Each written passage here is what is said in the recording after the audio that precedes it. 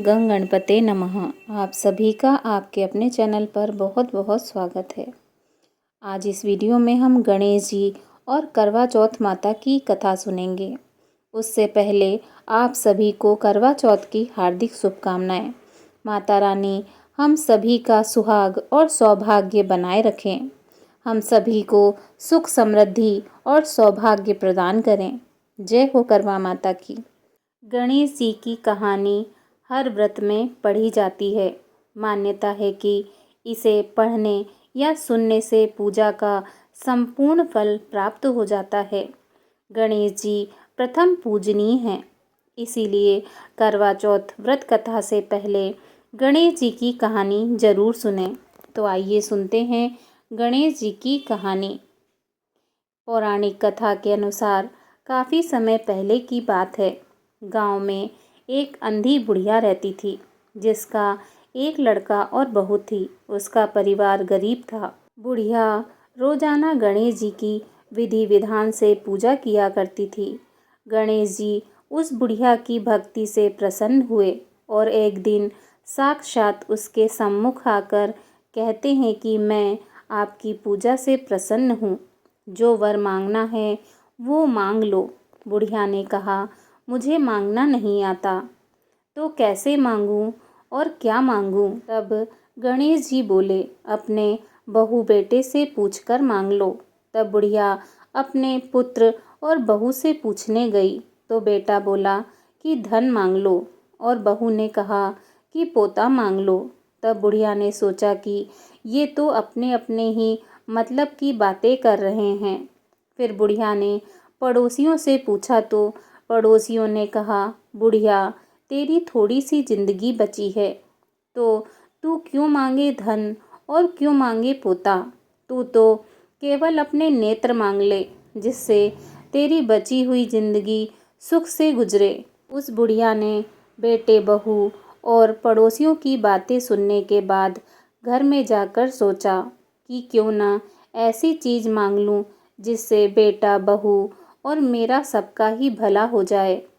जब दूसरे दिन श्री गणेश जी आए तो बुढ़िया बोली, हे गणेश जी महाराज, यदि आप मुझ पर प्रसन्न हैं तो मुझे 9 करोड़ की माया दें, निरोगी काया दें, अमर सुहाग दें, आँखों में प्रकाश दें, नाती पोते दें और समस्त परिवार को सुख प्रदान करें, फिर अंत में मोक्ष दें।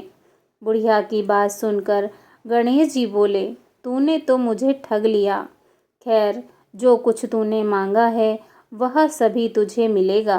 यूं कहकर गणेश जी अंतर्ध्यान हो गए।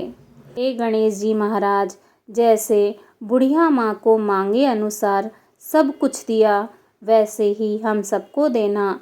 आपकी कथा कहने वाले, सुनने वाले तथा हुंकारा भरने वाले सबकी मनोकामना पूर्ण करना। जय हो गणपति गजानन महाराज, आपकी जय हो। आइए सुनते हैं करवा चौथ व्रत कथा। बहुत समय पहले की बात है। एक साहूकार के 7 बेटे और उनकी एक बहन करवा थी। सभी सातों भाई अपनी बहन से बहुत प्यार करते थे, यहाँ तक कि वे पहले उसे खाना खिलाते और बाद में स्वयं खाते थे। एक बार उनकी बहन ससुराल से मायके आई हुई थी। शाम को भाई जब अपना व्यापार व्यवसाय बंद कर घर आए तो देखा उनकी बहन बहुत व्याकुल थी। सभी भाई खाना खाने बैठे और अपनी बहन से भी खाने का आग्रह करने लगे, लेकिन बहन ने बताया कि उसका आज करवा चौथ का निर्जल व्रत है और वह खाना सिर्फ चांद को देखकर उसे अर्घ्य देकर ही खा सकती है। चूँकि चंद्रमा अभी तक नहीं निकला है, इसीलिए वह भूख और प्यास से व्याकुल हो उठी है। सबसे छोटे भाई को अपनी बहन की हालत देखी नहीं जाती और वह दूर पीपल के पेड़ पर एक दीपक जलाकर चलनी की ओट में रख देता है। दूर से ऐसा प्रतीत होता है कि जैसे चतुर्थी का चांद उदित हो रहा हो। इसके बाद भाई अपनी बहन को बताता है कि चांद निकल आया है, तुम उसे अर्घ्य देने के बाद भोजन कर सकती हो। बहन खुशी के मारे सीढ़ियों पर चढ़कर चाँद को देखती है और उसे अर्घ्य देकर खाना खाने बैठ जाती है। वह पहला टुकड़ा मुंह में डालती है तो उसे छींक आ जाती है। दूसरा टुकड़ा डालती है तो उसमें बाल निकल आता है और जैसे ही तीसरा टुकड़ा मुंह में डालने की कोशिश करती है तो उसके पति की मृत्यु का समाचार उसे मिलता है। वह घबरा जाती है।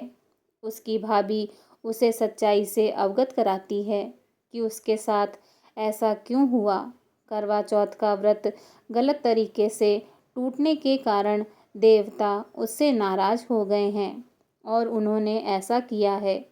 सच्चाई जानने के बाद करवा निश्चय करती है कि वह अपने पति का अंतिम संस्कार नहीं होने देगी और अपने सतीत्व से उन्हें पुनर्जीवन दिलवाकर रहेगी। वह पूरे 1 साल तक अपने पति के शव के पास बैठी रहती है, उसकी देखभाल करती है। उसके ऊपर उगने वाली सुईनुमा घास को वह एकत्रित करती जाती है। 1 साल बाद फिर करवा चौथ का दिन आता है। उसकी सभी भाभियाँ करवा चौथ का व्रत रखती हैं। जब भाभियाँ उससे आशीर्वाद लेने आती हैं तो वह प्रत्येक भाभी से यम सुई ले लो, पिय सुई दे दो, मुझे भी अपनी जैसी सुहागिन बना दो, ऐसा आग्रह करती है। लेकिन हर बार भाभी उसे अगली भाभी से आग्रह करने को कहकर चली जाती है। इस प्रकार जब छठे नंबर की भाभी आती है तो करवा उससे भी यही बात दोहराती है।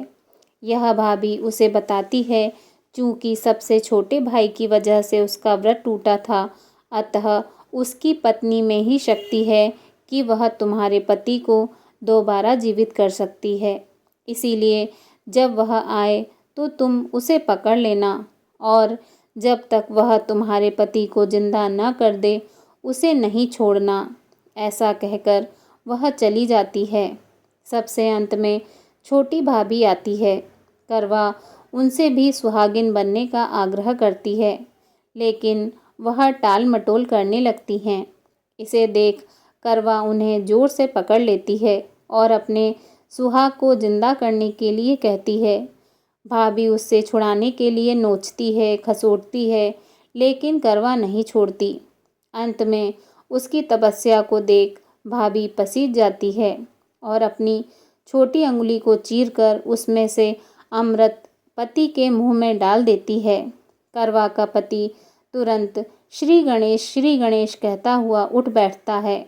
इस प्रकार प्रभु कृपा से उसकी छोटी भाभी के माध्यम से करवा को अपना सुहाग वापस मिल जाता है।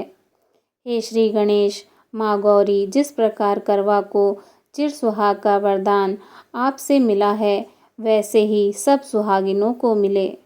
बोलिए करवा माता की जय। जय हो माँ।